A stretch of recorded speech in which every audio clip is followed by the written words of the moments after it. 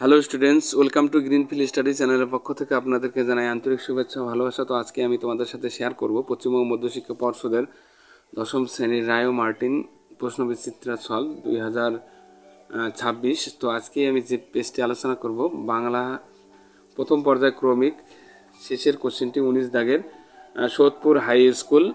তো পেজ নম্বর হলো 15।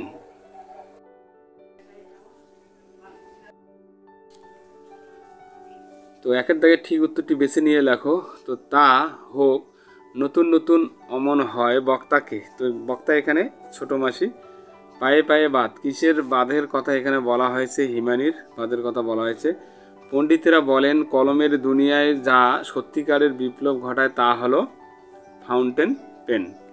ক্রিয়াপদের সঙ্গে সম্পর্ক থাকে না, অধিকরণ কারকের না কর্মকারকের না সম্বন্ধ পদের না অপদান কারকের।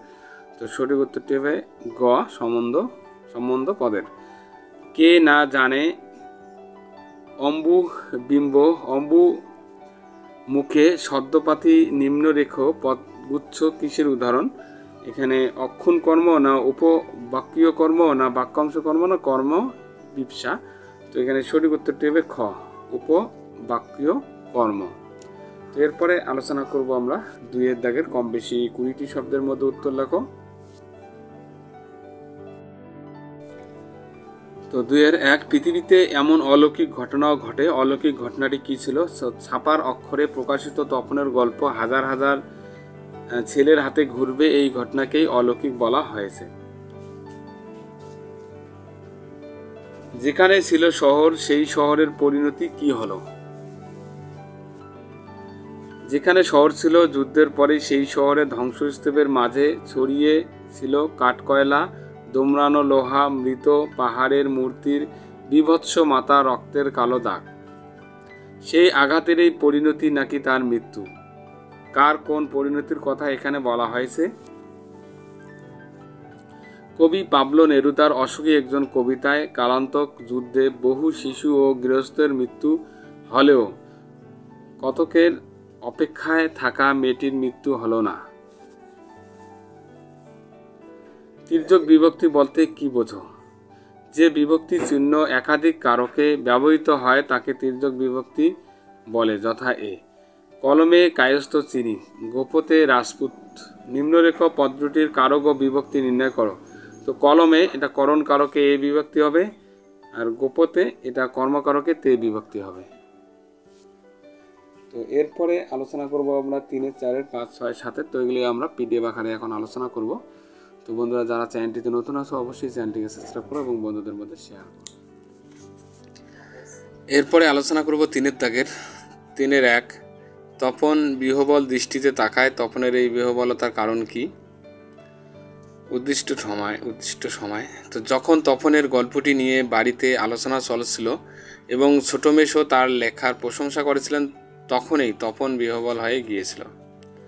তপনের বিহবলতার কারণ আপন মনের মাধুরী মিশিয়ে যে গল্পটি সে লিখেছিল সেটি ছিল তার সৃষ্টিশীলতার প্রথম প্রকাশ। সেটি পত্রিকায় ছাপা হবে এই আশা তপনকে পুলকিত করেছিল। তাছাড়া তার নতুন মেশো তপনের লেখাটার এবং বিষয় নির্বাচনের প্রশংসা করেছিলেন।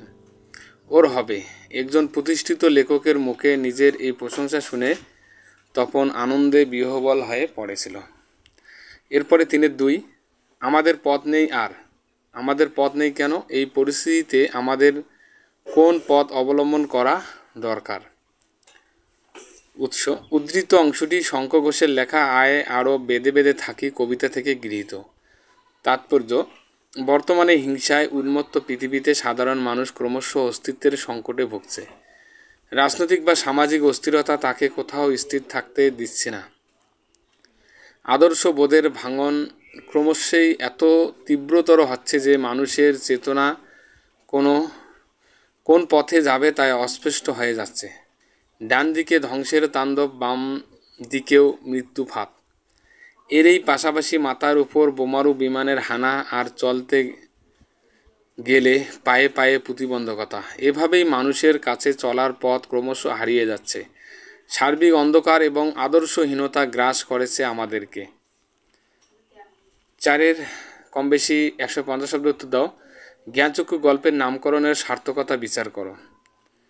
যে কোনো সাহিত্য কর্মের নামকরণ করা হয় বিষয়বস্তু, চরিত্র বা ভাব অনুযায়ী, আবার কখনো তা হয় ব্যঞ্জনাধর্মী। যে কোনো সাহিত্য সৃষ্টির ক্ষেত্রেই নামকরণ একটি অত্যন্ত গুরুত্বপূর্ণ বিষয়।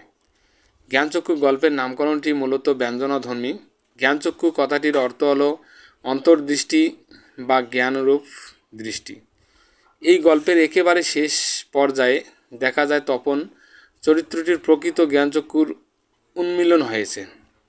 এই গল্পে প্রাথমিকভাবে তপনের জ্ঞানচক্ষুর উন্মোচন ঘটেছে যখন প্রথমবার সে তার লেখক ছোট মেশোকে দেখেছে। লেখকরা যে অন্য জগতের বাসিন্দা নন, বাস্তবের চেনা মানুষের মতোই তাদের জীবনযাপন,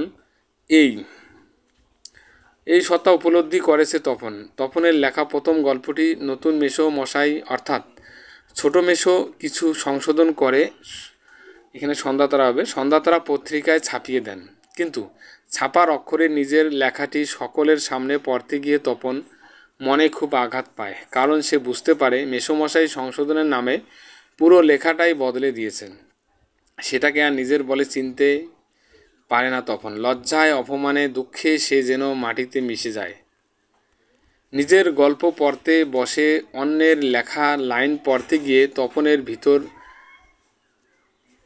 গ্লানিবোধ জেগে ওঠে। সে সংকল্প করে লেখা যদি মাপতেই হয় তাহলে পত্রিকা দপ্তরে নিজে গিয়ে তা দিয়ে আসবে। নিজের সেই লেখাটি না ছাপলেও দুঃখ থাকবে না তার।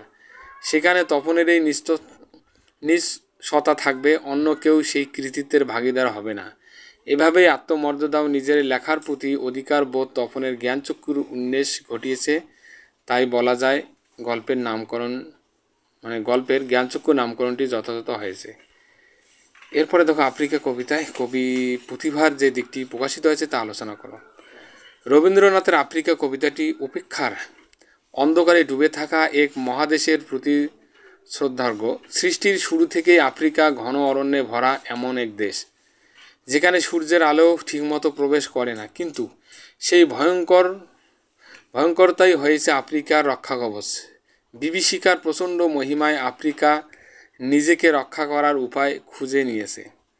অন্যদিকে দুর্গম এবং দুর্বোধ্য আফ্রিকাকে উপেক্ষা করেছে উন্নত বিশ্ব। তার পরিচয় থেকে গিয়েছে অন্ধকার মহাদেশ হিসেবেই। ধীরে ধীরে আফ্রিকার সঙ্গে বাইরের জগতের যোগাযোগ তৈরি হয়েছে। এসেছে মানুষ ধরার দল, তৈরি হয়েছে দাস ব্যবস্থা, যা কিনা অরণ্যের আদিম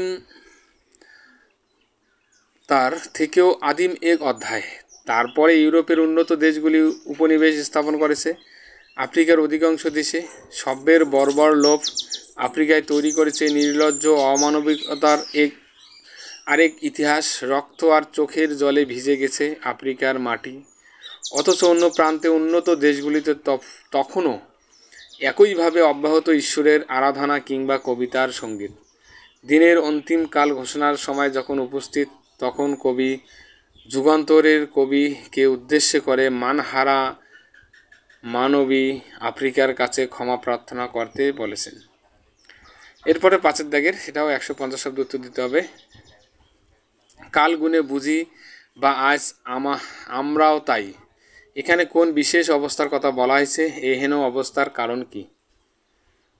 বিশেষ অবস্থা। হারিয়ে যাওয়া কালি কলম প্রবন্ধে লেখক শ্রীপন্ত বলেছেন, কালি নেই কলম নেই বলে আমি মুন্সি। আধুনিক যুগে কম্পিউটার নির্ভরতার কারণে কলম তার গুরুত্ব হারিয়েছে। কলমের সঙ্গে সংযোগহীন এই অবস্থার কথাই লেখক এখানে বলেছেন। উক্ত অবস্থার কারণ, কালি কলম মন লেখে 3 জন লেখক এ কথাকে মন থেকে বিশ্বাস করতেন, কিন্তু বাস্তবে কলমের অভাব তাকে কষ্ট দিয়েছে। সংবাদপত্র অফিসে তার কাজ, কিন্তু একমাত্র প্রবন্ধকার ছাড়া আর কারো কাছেই কলম নেই। সকলের সামনেই রয়েছে কম্পিউটারের মনিটর আর হাতের কাছে কিবোর্ড। সেখানে বোতামে ছাপা রয়েছে একটি করে হরফ, যাতে লেখকের সহকর্মীরা হাত লাগিয়ে টাইপ করে চলেছেন আর পর্দার দিকে তাকাচ্ছেন। এরকম অবস্থায় প্রবন্ধকার যদি কোনো দিন কোনো কারণে কলম নিয়ে যেতে ভুলে যান তাহলে বিপদ, কারণ কারো কাছেই কলম চেয়ে পাওয়া যায় না, যদিও বা পাওয়া যায় তা ব্যবহার অযোগ্য। কোনোভাবেই কাজ সারতে হয়, অথচ তাদের অফিসে লেখালেখির অফিস হিসাবেই পরিচিত। অন্যভাবে এ হলো লেখকের কারখানা। এ পরিবেশে লেখক নিজেকে কলম ছাড়া মুন্সির সঙ্গে তুলনা করেছেন। আজকাল মানুষের যন্ত্র নির্ভরতা তাকে এনে তার পুরনো অভ্যাস ও গৌরব থেকে দূরে সরিয়ে নিয়ে গেছে। তাই যথেষ্ট চিন্তায় এবং হতাশ হয়েই প্রাবন্ধিক শ্রীমন্ত প্রশ্ন উদ্ধৃত মন্তব্যটি করেছেন। 6 দাগের আমার বিরুদ্ধে চার্জগুলো স্পষ্ট করে চিঠিতে বলা নেই, সেগুলো জানতে চাই। হিন্দি ফিল্ম কাদের উদ্দেশ্যে বক্তা এ কথা বলেছেন? উদ্দিষ্ট ব্যক্তিরা বক্তার উদ্দেশ্যে কী কী চার্জ এনেছিলেন? বক্তা কি সেই অভিযোগ মেনে নিয়েছিল? প্রশ্নোদ্ধৃত মন্তব্যটি করেছেন কোনি উপন্যাসের সাঁতার প্রশিক্ষক ক্ষিতিশ সিং ওরফে খিদ্দা। আলোচ্য মন্তব্যের প্রেক্ষিত। তো আলোচ্য জুপিটার সুইমিং ক্লাবের মিটিংয়ে সম্পাদক ধীরেন ঘোষ বলেন যে সেদিনের সভায় বেশি সময় লাগার মতো কিছু নেই, কারণ একমাত্র আলোচ্য বিষয় সাঁতারুদের দেওয়া চিঠি। সেটি আসলে ছিল সাঁতার প্রশিক্ষক ক্ষিতিশ সিংয়ের বিরুদ্ধে আনা অভিযোগপত্র। সেই চিঠিটি যেহেতু আগে থেকেই সদস্যদের মধ্যে বিতরণ করা হয়েছে, ফলে নতুন করে বিশেষ কিছু বলার নেই। আত্মপক্ষ সমর্থনের জন্য এই সময় ক্ষিতিশ তীব্র আপত্তি জানান এবং আলোচ্য মন্তব্যটি করেন।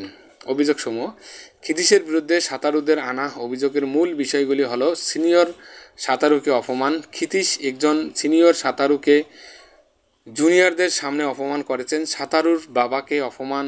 ইনফ্লুয়েঞ্জার কারণে 10 দিন অনুশীলনে আসতে না পারায় একজন সাঁতারুর বাড়িতে গিয়ে তার বাবাকে অপমান করে এসেছেন ক্ষিতিশ।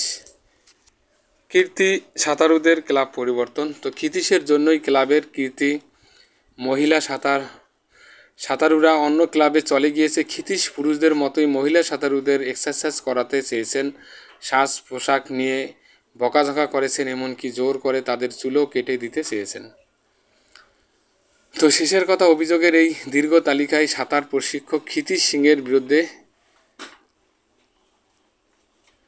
পেশ করা হয়। তো এরপরে দেখো 6 দাগে চলিত গদ্য অনুবাদ করো। Wealth is no doubt necessary for happiness in life. জীবনে সুখের জন্য নিঃসন্দেহে সম্পদ অপরিহার্য। But it has a tendency to concentrate the hands of a few. কিন্তু এর প্রবণতা হলো কয়েকজনের হাত কেন্দ্রীভূত করা। The result is the rich become richer and the poorer. ফলে ধনীরা আরও ধনী হচ্ছে এবং গরিবেরা আরও গরিব হচ্ছে। It is certainly misuse of wealths. এটা অবশ্যই সম্পদের অপব্যবহার। It should be fairly distributed among all. এটি সকলের মধ্যে সুষমভাবে বিতরণ করা উচিত। So that it may brings happiness to the great number of people in the society. যাতে এটি সমাজের বিপুল সংখ্যক মানুষের জন্য সুখ বয়ে আনতে পারে। তো আজকে তাহলে এই পর্যন্ত। সবাই ভালো থাকবে। Have a nice day. Thank you for watching my video.